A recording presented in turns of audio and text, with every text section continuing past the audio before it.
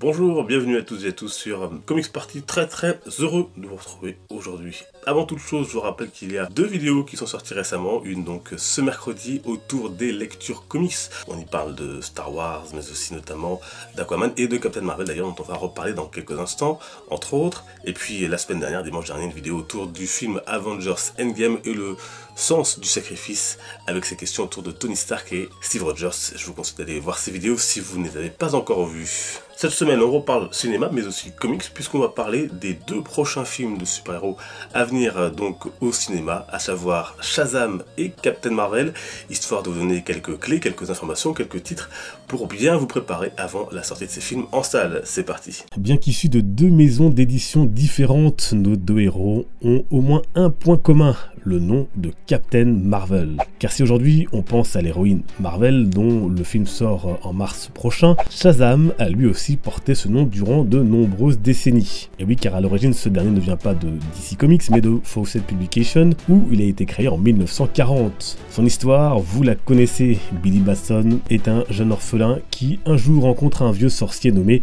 Shazam.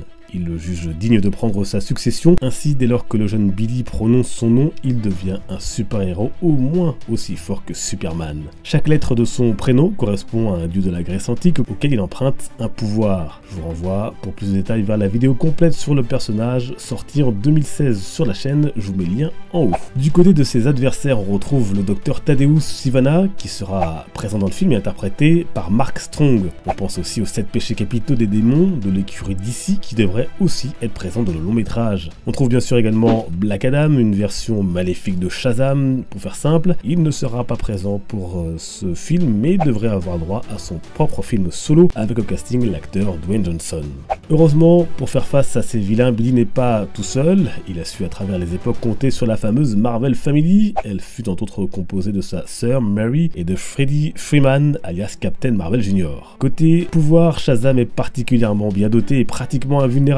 Il peut voler et doté d'une super force et d'une super vitesse. Dans le film qui sort en salle le 3 avril prochain, le jeune Billy sera interprété par Asher Angel et sa version adulte par l'acteur Zachary Levi. Il s'agira bien sûr d'une origin story et donc des premiers pas du héros. Côté lecture, Urban Comics accompagnera sa sortie avec quelques titres et rééditions bien sûr. Le 15 mars ressortira le titre de l'ère New 52 par Geoff Jones et Gary Frank, je vous le conseille, pour 17,50 €. Une édition noir et blanc est également attendue à la même date pour 19 €. Place ensuite également dans la collection Urban Kids au récit sorti en 2007 aux USA et inédit en France, Shazam et la Société des monstres. Puis ensuite, réédition de Superman Shazam, premier coup de tonnerre qui revient sur la première rencontre entre les deux géants de DC Comics.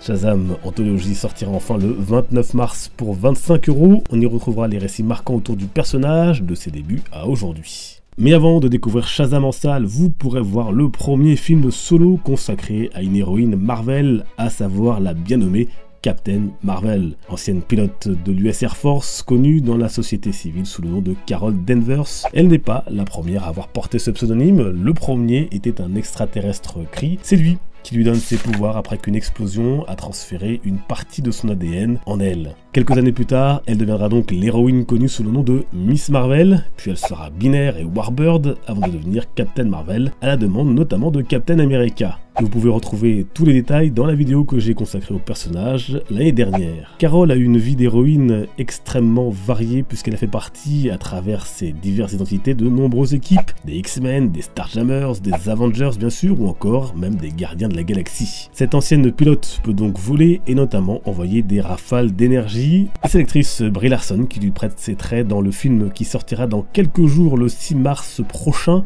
Il se déroulera dans les années 90 et elle devra entre autres faire face aux extraterrestres Skrulls. On y trouvera également Jude Law, mais aussi l'irremplaçable Samuel Jackson.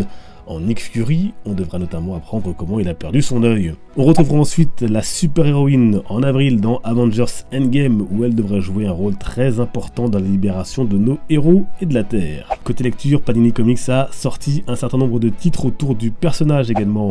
On pense à Je suis Captain Marvel pour 25 €, une anthologie recueillant quelques morceaux choisis de son histoire. Pour 18 €, vous pouvez également lire la vie de Captain Marvel, et pour 32 € en Marvel Deluxe, et nous serons des étoiles dont je vous ai parlé dans la chronique de mercredi. Récit dans lequel Captain donc lui demande de prendre la suite de Captain Marvel. Enfin, pour 35 €, on peut citer la première intégrale autour du premier Captain Marvel, celui d'origine. Tous ces titres sont d'ores et déjà disponibles. Et voilà, avec tout ça, vous avez de quoi préparer la sortie de ces deux Origin Stories qui ouvrent le bal des films de super-héros Marvel et DC Comics de cette année 2019. Voilà donc le Marvel Deluxe de Captain Marvel pour 32 € et nous serons des étoiles, j'en ai parlé dans la chronique de mercredi. Personnellement j'ai beaucoup aimé, notamment les deux premières parties. Malheureusement, comme je vous l'ai dit dans la vidéo concernant le personnage, tous les dessins ne sont pas égaux. Côté Shazam, voilà donc le titre de Geoff Johns et Gary Frank qui a été édité, qui sera donc réédité également et réédité en noir et blanc, donc chez nos amis d'Urban Comics.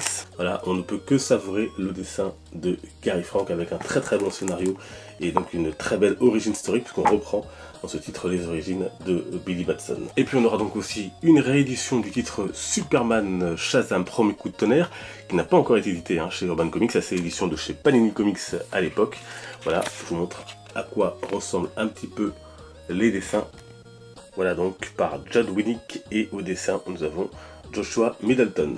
Et puis le personnage de Shazam, on a pu également le retrouver dans ce récit complet Icon donc par le grand Alex Ross au dessin et Paul Dini au scénario qui se sont associés pour réenchanter un peu l'image et la vie de nos grands super-héros et de les mettre en grand format ici donc pour Icon.